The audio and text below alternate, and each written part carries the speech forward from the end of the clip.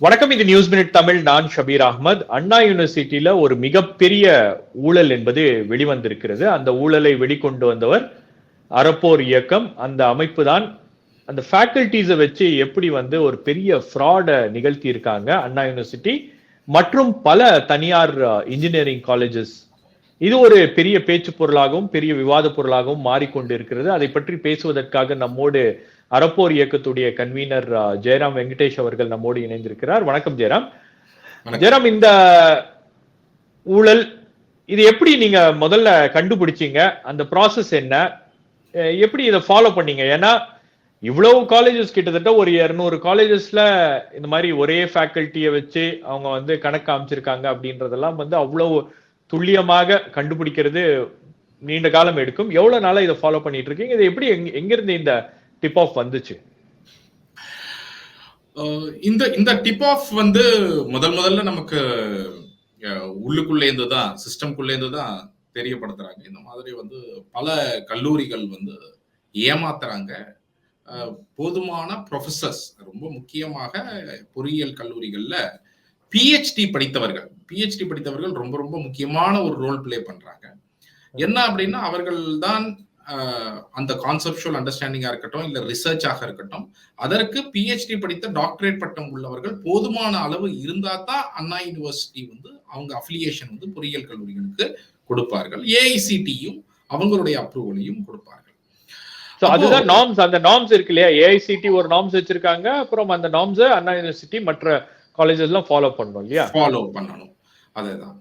அப்போ இந்த விஷயங்கள்ல தெரிந்த, அண்ணா பல்கலைக்கழகத்துக்கு தெரிந்த இது நடக்கிறது, இது மிகப்பெரிய ஒரு கூட்டு சதியுடன் நடக்குதுன்னு ஒரு டிப் ஆஃப் கிடைக்குது. அந்த டிப் ஆஃப் அடிப்படையில தான் நம்ம என்ன பண்றோம்னா, அண்ணா யூனிவர்சிட்டியோடைய வெப்சைட்ல அவங்க என்ன பண்றாங்கன்னா, ஆய்வு செய்தவுடன், அதாவது ஒரு பொறியியல் கல்லூரி முதல்ல ஆரம்பிக்கிறாங்கன்னு சொன்னா ஏஐசிடி போய் விசிட் பண்ணிட்டு அவங்க அப்ரூவல் கொடுக்கறாங்க. லேப் ஃபெசிலிட்டி, ஃபேக்கல்டிஸ் எல்லாம் போதுமான அளவு இருக்கிறாங்கன்னு அவங்க ஆரம்பத்துல விசிட் பண்ணி ஒரு சர்டிபிகேட் கொடுக்குறாங்க. அதற்கு பிறகு வருடா வருடம் அண்ணா யூனிவர்சிட்டியோட அஃபிலியேஷனுக்காக ஒரு இன்ஸ்பெக்ஷன் டீம் போறாங்க. போய் அவங்க விசிட் பண்ணி காலேஜ்ல ஒவ்வொரு ஃபேக்கல்ட்டியும், அதாவது ஃபேக்கல்டி மெம்பர்னா ஃபுல் டைமாக வேலை செய்யக்கூடிய பேராசிரியராக இருக்கலாம், உதவி பேராசிரியராக இருக்கலாம், அந்த மாதிரி அசோசியேட், அசிஸ்டன்ட் ப்ரொஃபசர்ஸ், இவங்க யாராலும் வேணாலும் இருக்கலாம். இவர்கள் உண்மையிலேயே அங்கு இருக்கிறார்களா, அவங்களுடைய சர்டிபிகேட், ஒரிஜினல் சர்டிபிகேட்டை வெரிஃபை செய்வதிலிருந்து, அவர்கள் அங்குதான் வேலை செய்கிறார்களா என்பதை உறுதி செய்வதிலிருந்து, இது அனைத்தும் அவர்களுடைய வேலை. அப்போ அந்த மாதிரி போய் ஆய்வு செய்து விட்டு, ஆமாம் இந்த கல்லூரிக்கு அனுமதி கொடுக்கலாம், அஃபிலியேஷன் கொடுக்கலாம் என்று அவர்கள் உறுதி செய்து, அதோடைய டாக்குமெண்ட் எல்லாத்தையும் அண்ணா யூனிவர்சிட்டியுடைய இணையதளம், அவங்களுடைய centre for affiliation of institutions, CAI என்று சொல்லக்கூடிய இந்த இன்ஸ்டிடியூஷன் தான் இதை வேலை செய்கிறது. இது வைஸ் சான்சலருக்கு கீழே இந்த சிஏஐக்கு ஒரு டைரக்டர் இருக்கிறாரு. அந்த டைரக்டர் தான் இந்த இன்ஸ்பெக்ஷன் எல்லாத்தையும் ஒருங்கிணைத்து அவர் அனுப்புறாரு. அப்போ இந்த மாதிரியான ஒரு இன்ஸ்பெக்ஷன் போயிட்டு இந்தந்த கல்லூரிகள், கிட்டத்தட்ட கடந்த ஆண்டு 480 கல்லூரிகளுக்கு இந்த மாதிரி அஃபிலியேஷன் கொடுத்திருக்கிறாங்க மாதிரி பார்க்கிறோம். அந்த மாதிரி எல்லாரும் கல்லூரியுடைய டேட்டாவும் அவங்களோட வெப்சைட்ல இருக்கு. ஸோ அதுல தான் ஒவ்வொரு கல்லூரியிலும் எந்த ப்ரொஃபஸர் இருக்கிறாங்க, அவங்களுடைய டேட் ஆஃப் பர்த் என்ன, அவங்களுடைய டீடைல்ஸ் என்ன படிச்சிருக்கிறாங்க, என்ன போட்டோ, அவங்களோட போட்டோ உட்பட அனைத்தும் உள்ளது.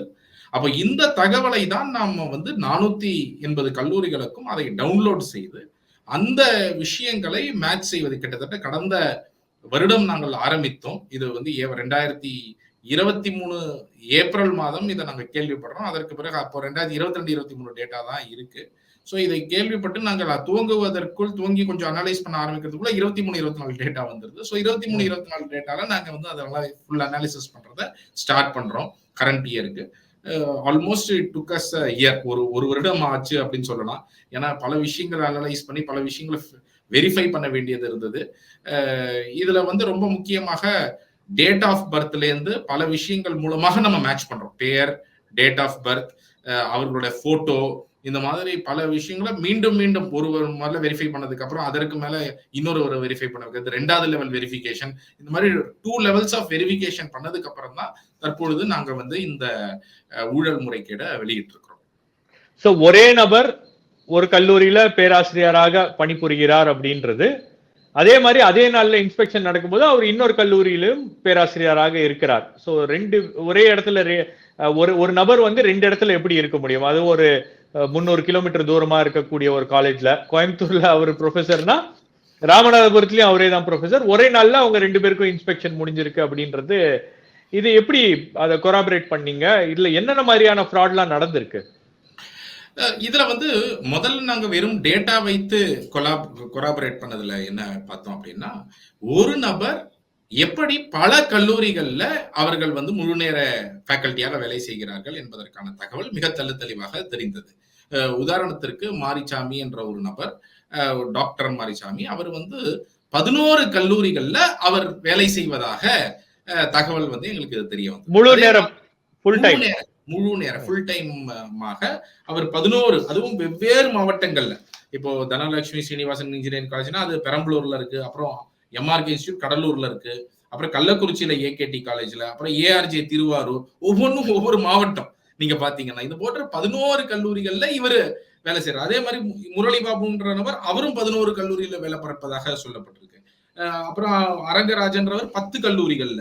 இந்த மாதிரி வந்து 5ற்கும் மேற்பட்டவர்கள் வந்து நம்ம வந்து கம்ப்ளைண்ட்ல லிஸ்ட் பண்ணிருக்கிறோம். ஆனா அனக்ஷர்ல முழுவதுமாக கிட்டத்தட்ட 353 பேராசிரியர்கள் இது போன்று ஒன்றுக்கும் மேற்பட்ட கல்லூரிகள்ல வேலை செய்வதாக கணக்கு காண்பிக்கப்பட்டுள்ளது அப்படிங்கிறது நாம இது மூலமாக தெரிய வந்தோம்.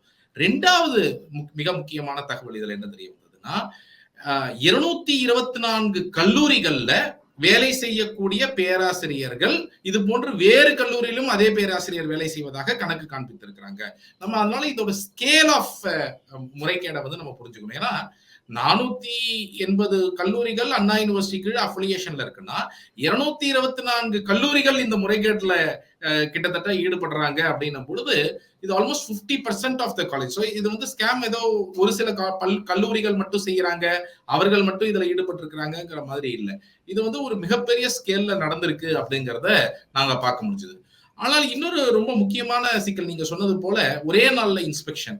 இப்ப இதை எப்படி நம்ம வெரிஃபை பண்ண முடியும்? நாங்க வந்து என்ன யோசிச்சோம்னா, இதை வந்து கல்லூரிகளை வந்து நம்ம இப்படி சொல்லிடலாம், பேராசிரியர்களை சொல்லிடலாம்.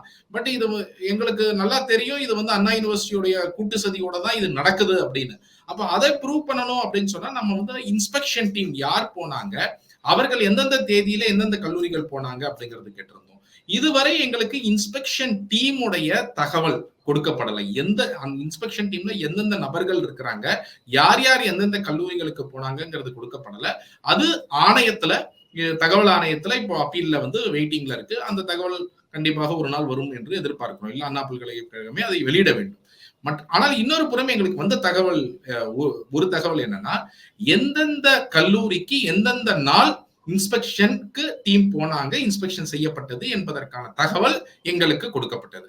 அப்போ அதை வைத்து ஒரே நபர் எப்படி 2 கல்லூரிகள்ல வேலை செய்வதாக 2 இன்ஸ்பெக்ஷன் டீம், நீங்க சொன்ன மாதிரி ஒருவர் வந்து கோயம்புத்தூர்ல இருக்கிறாரு, ஒருவர் வந்து செங்கல்பட்டுல இல்ல இந்த மாதிரி வந்து வெவ்வேறு மாவட்டங்கள்ல. நாங்க ஒரு எக்ஸாம்பிளுக்கு சொல்லணும்னா, ராம்குமார் என்ற ஒரு நபர் வந்து Sri Sastha institute of technology திருவள்ளூர்ல இருப்பதாக 2/6/2023 ஜூன் 2, 2023 அன்று ஸ்ரீ சாஸ்தா இன்ஸ்டிடியூட்ல இருப்பதாக அண்ணா பல்கலைக்கழகம் உறுதி செய்து அந்த யூனிவர்சிட்டிக்கு அஃபிலியேஷன் கொடுக்குது.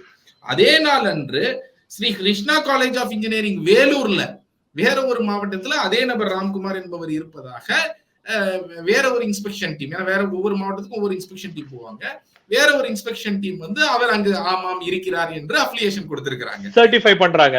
சர்டிஃபை பண்ணி அவர்கள் வந்து இவர்களுக்கு அஃபிலியேஷன் கொடுத்திருக்கிறாங்க. இந்த மாதிரி வெவ்வேறு மாவட்டங்கள்ல பார்க்கலாம். செங்கல்பட்டுல SMK, நாமக்கல்ல அன்னை முத்தம்மாள்னு ஒரு காலேஜ் இருக்கு. இங்க இந்த 2 இடத்துலயும் காளியப்பன் அப்படின்ற டாக்டர் காளியப்பன் வேலை செய்வதாக 5/6/2023 அன்று 2 இடத்திற்கும் சென்ற இன்ஸ்பெக்ஷன் டீம் உறுதி செய்து அவங்களுக்கு அஃபிலியேஷன் கொடுத்திருக்கிறாங்க.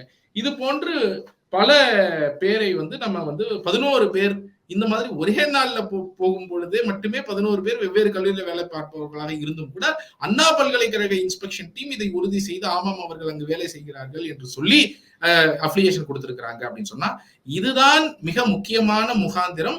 அண்ணா பல்கலைக்கழகத்துடைய ஆய்வுக்குழுவும் இந்த முறைகேட்டில் ஈடுபட்டு இருக்கிறார்கள் அப்படிங்கிறதுக்கான முகாந்திரம். அதனால்தான் இந்த விசாரணையானது வெறும் கல்லூரிகள், பேராசிரியர்கள் மட்டும் இல்லாமல் அண்ணா பல்கலைக்கழகத்தில் இருக்கக்கூடிய பொது ஊழியர்களையும் சேர்த்து விசாரிக்கப்பட வேண்டிய அவசியம் இருக்கிறது என்று நாங்கள் சொல்கிறோம். சோ இதுல ஏதாச்சும் பணம் கைமாறி இருக்கிறதா அல்லது இந்த இன்ஸ்பெக்ஷன் கிளியர் பண்றதுக்கு பணம் வாங்கி இருக்காங்களா அப்படின்றது நமக்கு தெரியாது. அது விசாரணையில தான் தெரியும். பட் அதற்கான முகாதாரங்கள் அதிகமாக இருக்கிறது இல்லையா? கண்டிப்பாக. ஏன்னா இந்த விஷயங்களை பொறுத்தவரை இது ஏன் செய்யப்படுகிறது அப்படின்னு நம்ம புரிஞ்சுக்கணும். ஒரு கல்லூரி எதற்காக போலியாக ஒருவர் வேலை செய்வதாக கணக்கு காண்பிக்கிறாங்க அப்படின்னா, அவர்கள் உண்மையிலேயே PhD டாக்டர் படித்த தேவையான அளவிற்கு ப்ரொஃபஸர்களை வைத்தார்கள் என்றால், அவர்கள் இன்னும் பல லட்சம் ரூபாய் செலவு செய்ய வேண்டியது இருக்கும்.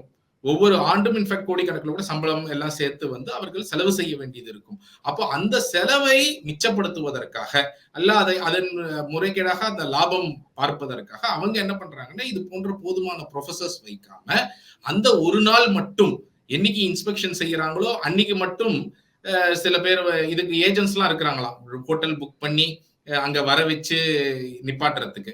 நம்ம பார்த்திருக்கிறோம் ஒரு சில இடங்கள்ல 2 பேரும் ஒரே நாள் இன்ஸ்பெக்ஷன் போனா கூட அந்த இடத்துல ஆள் இல்லைன்னா கூட இருக்காங்கன்னு சொல்லி உறுதி பண்ணிருக்கிறாங்கிறதையும் பாக்குறோம். அப்போ இந்த மாதிரி செய்வதற்கு ஒரு பக்கம் அந்த பேராசிரியர்களுக்கு கொஞ்சம் பணம் பே பண்ணப்படுது கல்லூரிகளால், இதெல்லாம் பாக்குறோம். பட் இன்னொரு பக்கம் இது அண்ணா பல்கலைக்கழகத்திற்கும் தெரிந்து நடக்கிறது அப்படின்னும் போது இதை இந்த முறைகேட்டை மூடி மறைத்து அவர்களுக்கு அஃபிலியேஷன் கொடுப்பதற்காக கண்டிப்பாக அண்ணா யூனிவர்சிட்டியில் வேலை பார்க்கக்கூடிய பொது ஊழியர்களுக்கு ஆதாயம் அடைந்திருப்பார்கள். அந்த ஆதாயம் இல்லாமல் இது போன்ற ஒரு அஃபிலியேஷனை அவர்கள் கொடுத்திருப்பதற்கான வாய்ப்பு மிக மிக குறைவு.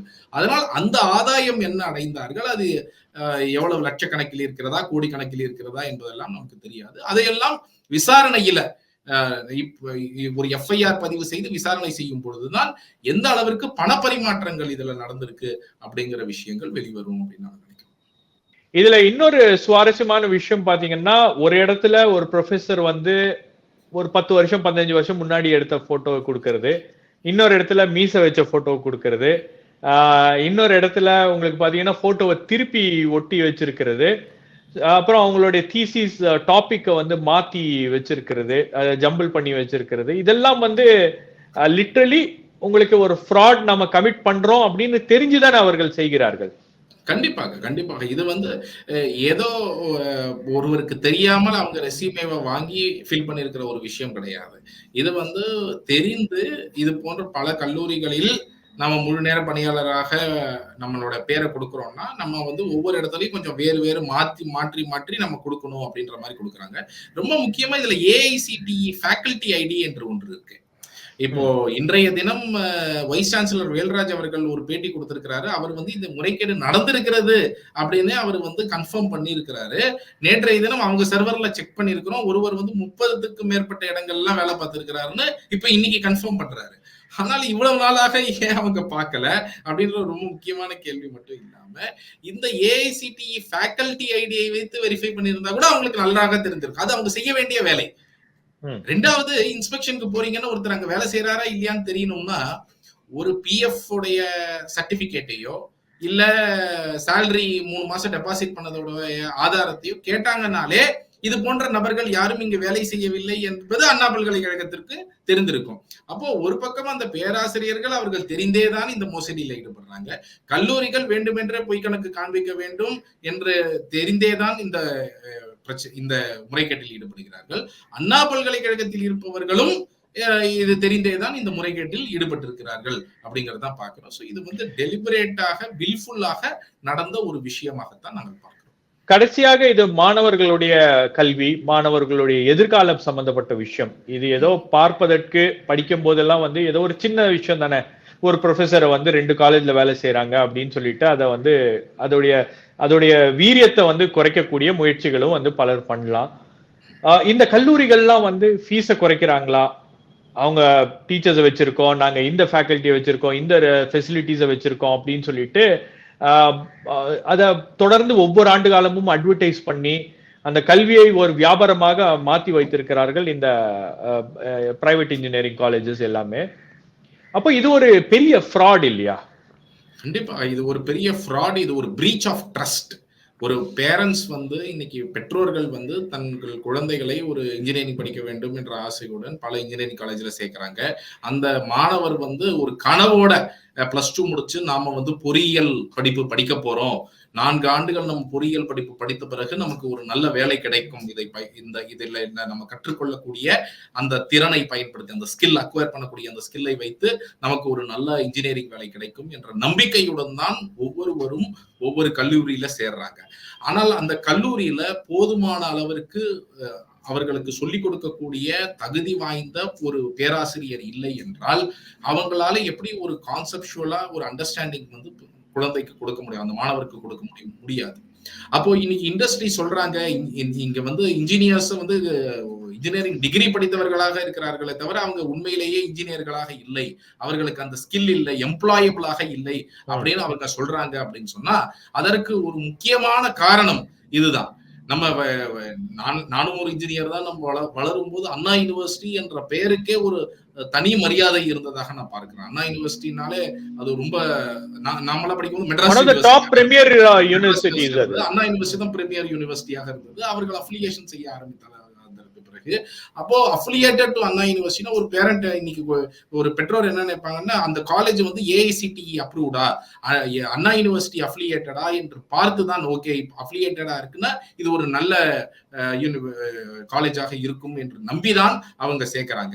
அந்த நம்பிக்கைக்கு செய்யக்கூடிய துரோகம் அதுதான் பிரீச் ஆஃப் ட்ரஸ்ட் அப்படின்னு சொல்லி நான் வந்து சொல்றேன். அண்ணா யூனிவர்சிட்டி மீது பெற்றோர்களும் மாணவர்களும் வைக்கக்கூடிய நம்பிக்கைக்கு செய்யக்கூடிய துரோகம். அதே போல இது ஒரு மேஜர் ஃப்ராட். அவங்க வந்து செய்திருக்கக்கூடிய இந்த முறைகேடு என்பது ஒரு பெரிய ஃப்ராட். அது மட்டும் அல்லாமல் இதன் மூலமாக என்ன ஆதாயம் அடைந்தார்கள், என்ன அதனாலதான் அந்த ஊழல் முறைகேடுக்கான முகாந்திரம் இருக்கிறது, அது விசாரிக்கப்பட வேண்டும் என்று சொல்கிறோம்.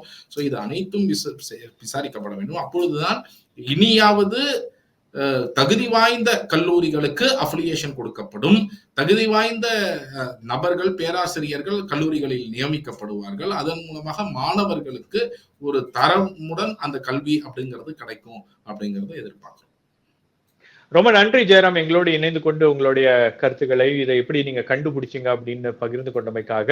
நம்ம பார்ப்போம், இந்த ஸ்டோரியை நம்ம க்ளோஸா ஃபாலோ பண்றோம். தொடர்ந்து இதுல வரக்கூடிய மற்ற டெவலப்மெண்ட்ஸையும் நம்ம வந்து கூர்ந்து கவனிச்சு ரிப்போர்ட் பண்ணுவோம். ரொம்ப நன்றி எங்களோட பேச. நன்றி.